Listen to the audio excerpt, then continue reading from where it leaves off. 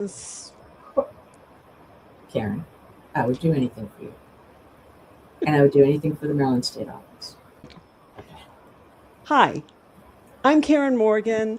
I'm a volunteer with AARP Maryland, a lead fraud volunteer, fraud prevention volunteer. And we're here with another in a series of social media interviews with experts in the fraud prevention space. We are doing this in anticipation of Protect Week, which will be from April 20th to 24th in Maryland and in other state offices across the country. And we will be shining a spotlight on the scourge of elder fraud financial abuse.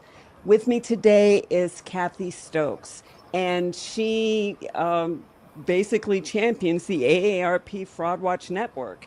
And she is a nationally recognized leader in the fraud area. She leads the social mission work to educate older adults. And since 2019, she's been at the forefront of expanding AARP's leadership in this area. And we can definitely tell that she has been at the helm because AARP fraud watch prevention efforts have been amazing, especially in the last 6 or 7 years. Right now, she serves on the board of the International Association of Financial Crimes Investigators, and she's on the advisory council to senior issues of the North American Security Administrators Association. Kathy has an MA from Johns Hopkins University and a BA from the University of Pittsburgh. So, Kathy, okay, that's taken up all of our time because your bio is just too great for us to actually talk about fraud. No, we are so happy to have you here. Thank you so much for being here today. Thank you, Karen. And I just want to say it absolutely takes a village. It's me, but it's my team, and it's the state offices, and it's the probably 700 plus fraud fighter volunteers that we train that are out in communities spreading the message of fraud prevention. So it's an all of us win. That is so true. It really does take a village. One scammer, but a village to prevent the scammer, Yeah. as it happens. So let's get started. We're going to focus on the National Elder Fraud Coordinating Commission, which And it's actually the National Elder Fraud Coordination Center. Coordination Center, and I don't know why I mixed that up because I have it written down. But anyway, it's right in front of me. The National Elder Fraud Coordination Center. Um, so this entity has been in operation for about a year, but let's go back to before NEFC began. We refer to it as NEFC. Can you give our audience some insights as to why financial fraud crimes are so difficult to investigate and prosecute? Well, they absolutely are, and a lot of it has to do with a lack of training and a lack of the proper tools at the local and state law enforcement level, a lack of priority on elder fraud cases because of drugs or guns or anything that seems like more obviously scary and bad, right? There are jurisdictional issues, and they're complicated cases.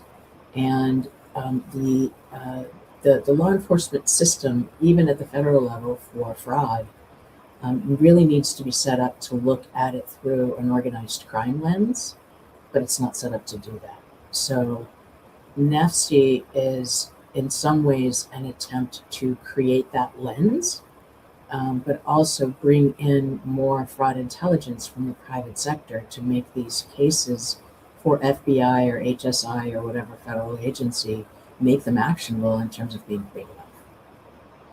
And when you say that they need to be made actionable, what do you mean by that? So you get a law enforcement gets a call. A grandmother experienced the grandparent scam, and $20,000 was stolen, and they're not going to do anything with that because it's $20,000. It might be everything she had, but the unfairness of the situation is they have to hit thresholds, and it depends on who you talk to about what that threshold is. But let's just say it's $1 million. If that $20,000 grandparent scam case sits by itself forever, it will never be looked at. But if you look at it through an organized crime lens and you start following patterns and connecting dots, all of a sudden that case is connected to maybe 70 other cases, And all of a sudden, when you add it all up, it's $1 million plus. That gives the federal authorities a case that they can actually bite into and go and begin to find the perpetrators and arrest them. And what comes after arrest is prosecution. And we're not seeing that in the elder fraud space at all for a variety of reasons, not the least of which is law enforcement just hasn't had the appropriate focus or support. But this is what's going to happen to begin to disrupt the fraud business model here in the United States and make it maybe more difficult for the transnational organized crime rings to find people to do their bidding. And it's pretty interesting to me that the fraud criminals actually have a business model, They have a business model. which is huge and incredibly structured for people that cause nothing but chaos and devastation. Yeah, I've seen sort of org structures once law enforcement gets a handle on who's who and where they are. And it is so complicated, but you just see where, there's a mastermind out there somewhere, and they are working with people on their end and on this end to steal money, launder money, get it out of the country, bring it back into the country, all of this. And it's as much as technology has allowed faster payments and things like that, they still have to move a lot of cash. Hmm. There are anti-money laundering rules that otherwise might get them caught up. So a lot of people are picking up money from victims who believe that the person picking up the money is with law enforcement, as an Yep. example. And then those people are going to the next level person to give that money, plus hundreds of other, they call them money mules, I call co-conspirators, giving that money then to sort of a head guy, and it goes from there. They have offices, these criminal enterprises. Yes. They have employees. They have playbooks. They have incentives, or should I And say, even customer service types, like if you're not satisfied with our scam as a service, just call this number, which yeah, is what? yeah, Amazing. yeah. And Karen, this all gets back to the why is that we for so long have deprioritized fraud as a crime. We Yep. think, oh, it's an older person problem. It's because there's cognitive decline, or they're not tech savvy, or they're too nice to get off the phone. And that has allowed us to let it be sort of a them problem. It's never going to Yes. happen to me, so I'm not going to worry about it. And it's allowed law enforcement to sort of drop the guard, if you will, because they begin to think it's not a crime. I was in this role beginning in 2018, and it was probably 2 years before I'm like, wait a minute, this is a financial crime. Why aren't we telling people to call law enforcement? Why are Hmm. we telling them to report to the FTC? And so unbundling that, it's like, well, they used to tell people to call law enforcement, but law enforcement always turned them away. So at least with the FTC, we have this database, and law enforcement can come in and tie the cases together. And I thought, you know what? That's not right. And so since then, AARP has been on the front lines. Everybody we talk to, if you have had a financial loss because of a scam, it is your right and your responsibility to report it to law enforcement, because Hmm. they need to know about it. And how are they going to know about it if you don't report? And importantly, I think, Karen, by reporting it, you have a documentation of what happened. And I'm going to bet within the next 3 years, we're going to start seeing movement toward victim restitution. And Oh, if that were someday available to you, but you didn't have a police report to say what happened, it would be pretty hard to prove that anything had happened that you deserve that money back. hmm.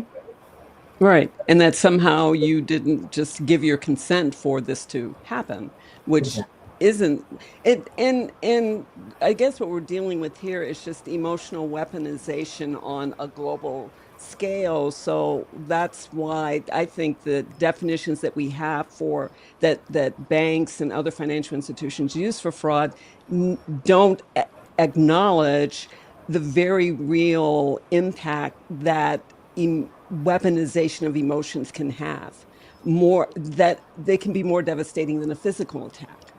And we still are banking on the old, well, unless you brought, unless we can prove you didn't bring it on yourself, then we're not going to worry about it, which Yeah, is, I think, is a huge problem. yeah. um Sort of very generally, there's in the financial institution space, there are authorized transactions and unauthorized transactions. My son just called and said, 2,500 just left my debit account. What's going on? And I'm like, we'll call the bank right away. Unauthorized transaction. Somebody hacked your account. mhm. Which he has to wait 10 days to get it back, which I'm like, 10 days? The guy stole it in a second. That's another story. Yeah. But if if he was made to believe something and I was in a lot of trouble and he was said, so you have to send $2,500 over here to help your mom out, he would have done it in a heartbeat. Then when Mhm. he realized it was a scam, he'd go back to the bank and say, but they made me believe this thing that wasn't true and I sent my money and I need to get my money back. And they're like, well, you authorized the transaction. Like, I was induced, I was coerced, I was deceived Mhm. into having that money leave my account. So no, it's not a fair situation, but at the same time, you have to realize the moral hazard of the ability for not so honest people to try to get over on the financial institution. So it's not a very easy issue to solve for sure. It is not, which is why these crimes are so difficult to investigate and prosecute. So let's get back to NEFC. It began operating in April 2025, a banner month as far as I'm concerned. I think this is game changing.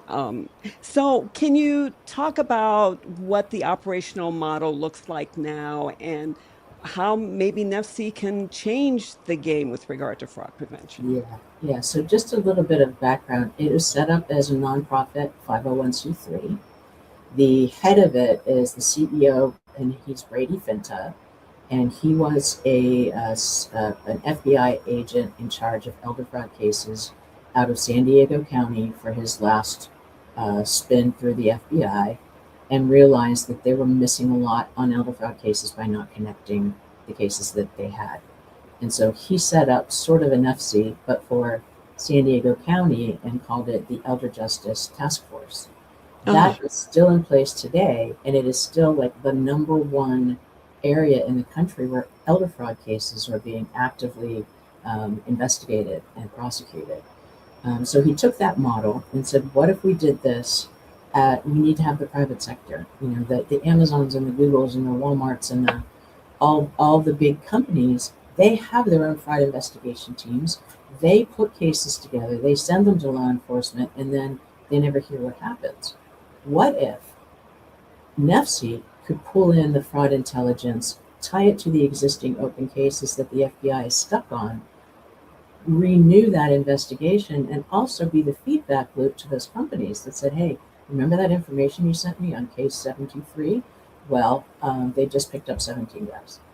So it's that return on investment of all the fraud work that these folks are doing, which doesn't get seen a lot in a big corporate entity, right? It's just this mm-hmm. here. And I'll tell you one case which I think is fascinating. NEFC. So there's the CEO, and I think he has 3 or 4 analysts right now. That's all, and maybe 10 member companies. Let's say lots of tools to do open source intelligence and other forms of intelligence gathering. He gets a call from an FBI office in Pittsburgh and says, hey, we're working on this case XYZ. And he's like, okay, taking it down. And then he's like, wait a minute, I think I heard something like this. And he picks up the phone and he calls FBI in San Diego. Yeah, yeah, we're on something like that. The long and short of it is there were 4 FBI offices across the country that were working the same case and they didn't know it because Wow. the dots weren't being connected. And so Mm-hmm. NEFC was able to be sort of the central orchestrator get those four offices on the phone and on a call to create the information that they needed to really blow this case up. And this was a seemed disparate, four separate cases, ends up being a $55 million investigative package. Definitely exceeds the threshold, and now there's investigation which will follow with prosecution. Wow. That's huge. Um, It's huge, but it's tiny, right? but it's tiny in the We're, overall scope of what this crime does to people. We're talking we're billions, not just We're millions. talking, the FTC would say as much as $81.5 billion are stolen in a single year from older adults. Eighty-one Hmm. and a half billion, so 55 million is a drop. And people say, yeah, but it's a drop in the ocean. Well, you have to start somewhere. This model seems to work. We just need to get more companies aware of it and understanding why it would benefit them to be a part of it, not the least of which is a brand risk, right? Hmm. So many customers of companies are getting so frustrated because the scams are happening. They're not hearing anything about it. They're not being educated about it by the big brand, and they're going to go somewhere else. And once that starts to be a driving factor, I think we'll see more companies coming in. Yeah, it's definitely in their interest to do what they can to help facilitate this because right now banks and other businesses they finance the cost of fraud when they make those refunds or when they go through the time and effort to try to recover funds and that doesn't work out. I would think everyone would want to be, involved in helping NEFCC succeed, because it would work for everyone involved, everyone honest anyway. Um, That's the what hope. what kind of success, besides the case that you talked about, just generally, what kind of success has NEFC had in linking fraud from the government and from private sectors, maybe the corporate partners in NEFC and government agencies, and what kind of challenges has NEFC encountered in trying to do this? So the process that seems to work best is an FBI office will call Brady and say, we've got this case, we've got X million dollars, three victims, and we're stuck. We can't go anywhere else with this. And Brady takes what they call fraud selectors in the world of investigation, and his analysts do some intelligence research. They create what's called an RFI, a request for information. That goes out to the partner companies, and the partner companies come back and say, yes, I have information on that. Either I need a friendly subpoena from the FBI office you're talking to, or I can just give you this information because I don't believe I need that. And that information is what gets pulled in to make that case that was stuck unstuck and be able to develop even further. That's sort of how the process works. Interesting, very interesting. And has NEFC encountered any challenges with this, any pushback from either government agencies or corporations in terms of trying to do this? The challenges are that there's a financial model for this, which is a company is supposed to come in and pay an annual fee to be a part of it. It's not a big fee, but you would Hmm. think it was because people come in and are like, oh, well, I can't pay that. So it's getting over the barrier of understanding why you need to commit some dollars to this. And then once you're in, you have to respond to the requests for information. He was having trouble at the beginning where people were just not answering. So Hmm. he changed the model and said to be a member, not only are you to give us your fraud intel when you're looking for help, but you have to respond to our RFIs. And it kind of changed the game. Interesting. Yeah. Huh. Okay. All right. That's good to know. And I guess, just for our audience is mostly consumers. And maybe people out there are wondering, well, okay, that's great, but why do I need to care about this?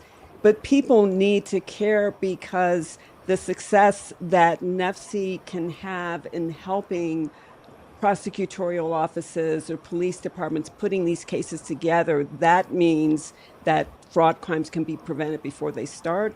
Or if they do happen, it increases the chances of apprehension of these criminals and putting them away. The biggest complaint that I run into when I do presentations is that people think, well, nothing's really happening out there. It's like that, okay, A, not true. but but B, it what is happening doesn't take the priority. The crime is what captures attention, but the success in addressing the crime happens below the fold too often. So NEFCC can help change that, I think. Absolutely. It's a proof of concept already, and it's not even been a year yet. And we need the support of everybody. If you're a consumer and you are actively in touch with your members of Congress, and they are looking for ideas or for support on different things, say, you want this NEFCC thing to work, to be funded, or to, that San Diego Elder Justice Task Force I talked about, that was the basis. We need Hmm. more of those to feed into NEFCC, and there are bills that would do that. So it can be being a bit of an activist and trying to say, look, we're sick and tired of nobody seemingly doing anything about this on the criminal justice side, and we want justice. Hmm.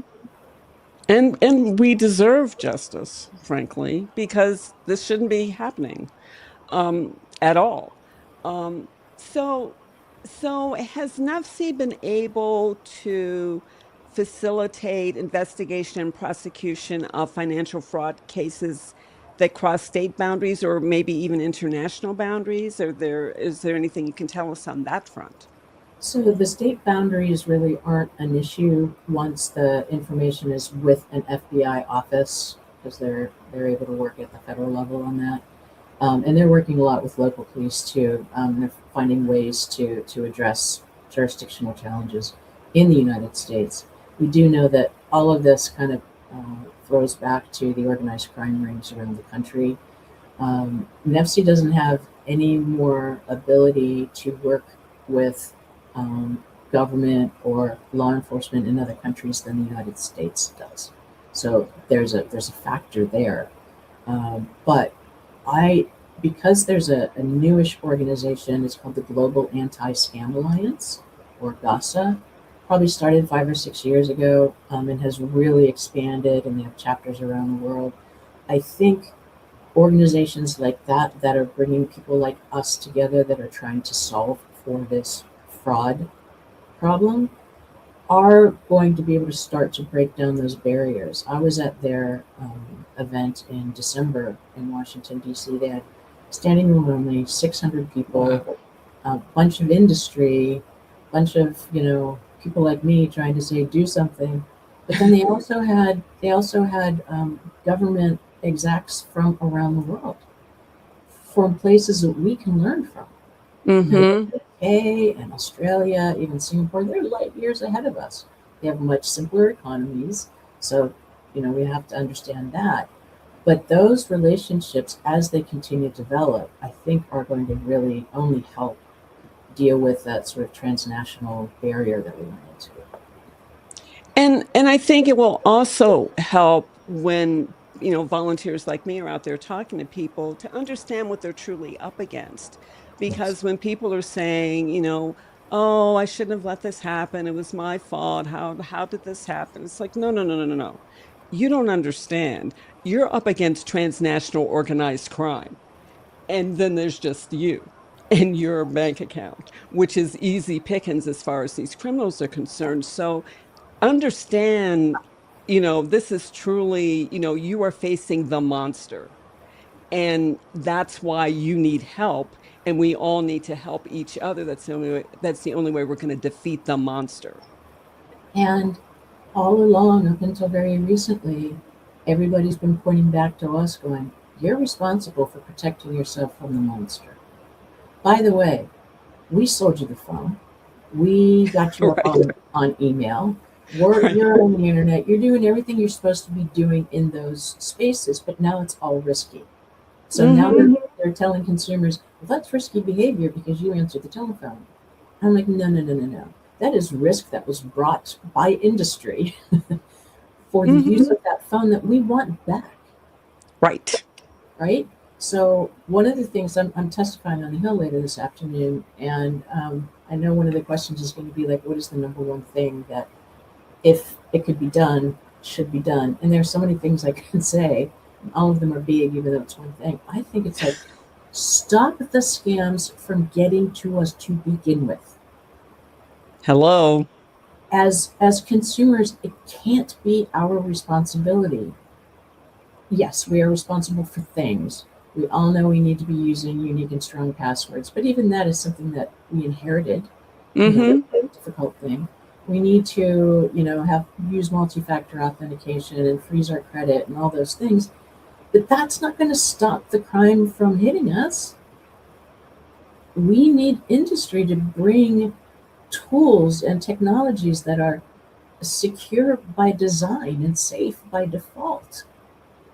Instead of maybe selling our data to anyone who will bid on it, maybe There are because that's data the profit problems. model. Oh man, there are data problems. There are fake ads. Mm-hmm. The number one scam that we hear of when we do two annual surveys, and in the winter we'll do another. And in that one, the number one scam that people experience is buying something off of an ad on social media, Mm-hmm. and it's like 35% of people have experienced that. It's like, maybe social media ads should be regulated. I don't know. Or at least vetted. Yeah. And maybe $1 trillion corporation has some resources to do all that vetting that me with my $10,000 savings account doesn't have. Maybe you should be doing that, social media platform instead of little old me. How about that? But yeah, we've got many industries who I really think have the capability to stop a lot of this, but we don't have the right incentive structure. Right. We do not. We do not. Well, we are winding down towards the end of our time. So let me ask you another frustration point is not hearing enough about successes. Does NEFCC have an approach to promote its successes in facilitating the apprehension and prosecution of fraud criminals? So think of NEFCC as a hungry startup. It probably has 4 full-time employees, maybe a part-time employee, and a board. So right now they don't have the resources to tell everybody how wonderful this work is going. But Brady Finta, being resourceful, is engaging with a local university. He's out in San Diego, Hmm. and he's getting marketing and advertising interns helping him. So he's starting to build a process, and we need companies to join and put more money to this so that it can grow, and we have that opportunity to continue to grow because people can see the value because we can tell them the That sounds great, and that does sound incredibly resourceful, and I'm not surprised at that at all. The funny thing is, Brady's wife is Australian, so he spends a lot of time in Australia. He uses terms that I'm like, what? He's like, oh yeah, we got mates rates. We're just getting discounts from companies that help us to, yeah, mates rates. Okay. Sure. If it works, let's bring it on. That is great, and I think one reason why we want to do this interview during Protect Week is to just really let people know that there are things happening. You may not see it on the front page of your national or local newspaper, but there are things happening behind the scenes. There are people who care deeply about preventing fraud before it happens and helping people recover in the event it does happen. And NEFCC is a bright light. And as I said earlier, I think it's a game changer because what's been missing is an entity that helps put the pieces together. That's where NEFCC comes in, and we need it desperately. And you can learn more about it at fightelderfraud.org. And I would say it's important to say that NEFCC doesn't take cases from individuals. Right. Maybe someday that'll be part of a larger NEFCC. So right now, you need to be reporting cases to law enforcement. Insist on the report. If you're not sure of what to do, you need help on figuring out how to talk to the police, call our helpline, 877-908-3360. This is a free, toll-free number. We have about 150 trained specialists who can talk to you about whatever it is you need. Or are you not sure something is or is not legitimate? You think maybe your mom is involved in something, but you're not sure. You realize that you're a victim. What do I do now? 8 Mm-hmm. to 8 a.m. to 8 p.m., Monday through Friday, Eastern Time. You actually talk to a human. Yes, actual, not a bot, not an AI, actual human. The biggest selling point for for our helpline. Talk to humans. It's amazing. So yes, the helpline is an amazing national resource, and thank you so much for fraud prevention fight. And thank you for the team that you've gathered that also helps with that, and for your role with NEFCC and just everything you do. It's amazing. You are a true national treasure as far as I'm concerned. So we really appreciate you taking the time out of your busy schedule to talk with us today. And please be sure to look for more information like this during AARP Maryland's Protect Week, April 20th to 24th. This social media interview will be available as well as others and other resources, a teletown hall and press conference, shred events, all kinds of things that are totally free to everyone. You don't need to be a member of AARP to take part of any of these resources. So please do. Thank you, Karen, and thank you, AARP Maryland. All right. Thank you so much. And stay safe.